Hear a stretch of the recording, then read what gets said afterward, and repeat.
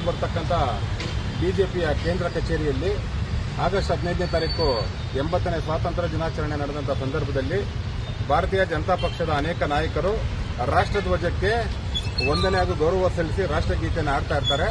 ಆ ಸಂದರ್ಭದಲ್ಲಿ ರಾಷ್ಟ್ರಗೀತೆಗೆ ಗೌರವ ಸಲ್ಲಿಸಬೇಕಾಗಿರತಕ್ಕಂಥ ವಿಧಾನ ಪರಿಷತ್ ಸದಸ್ಯರಾಗಿರತಕ್ಕಂಥ ಆರ್ಎಸ್ಎಸ್ನಲ್ಲಿ ತರಬೇತಿ ಪಡೆದಿರತಕ್ಕಂಥ ರವಿಕುಮಾರ್ ಅವರು ಆರ್ಎಸ್ಎಸ್ನಲ್ಲಿ ಯಾವ ರೀತಿ ಒಂದೇ ಮಾತರಮ್ಗೆ ಗೌರವ ಕೊಡಬೇಕನ್ನೋದನ್ನ ಹೇಳ್ತಾರೆ.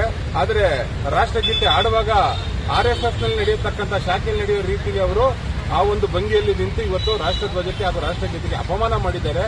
ಭಾರತೀಯ ಜನತಾ ಪಕ್ಷದವರಿಗೆ ರಾಷ್ಟ್ರಗೀತೆ ಬಗ್ಗೆ ಒಂದೇ ಮಾತರಂ ಬಗ್ಗೆ ಎಷ್ಟು ಗೌರವ ಇದೆ ಅನ್ನತಕ್ಕಂಥದ್ದು ಈಗ ಬಹಿರಂಗ ಆಗಿದೆ.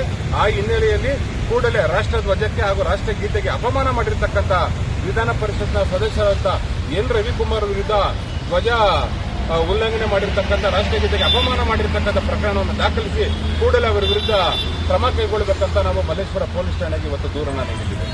ಇದೆಲ್ಲೋ ಬಿಜೆಪಿ ಒಂದು ಸೋನಿಯಾ ಗಾಂಧಿ ಮೇಲೆ ಇದು ಕೊಟ್ಟು ಕೌಂಟರ್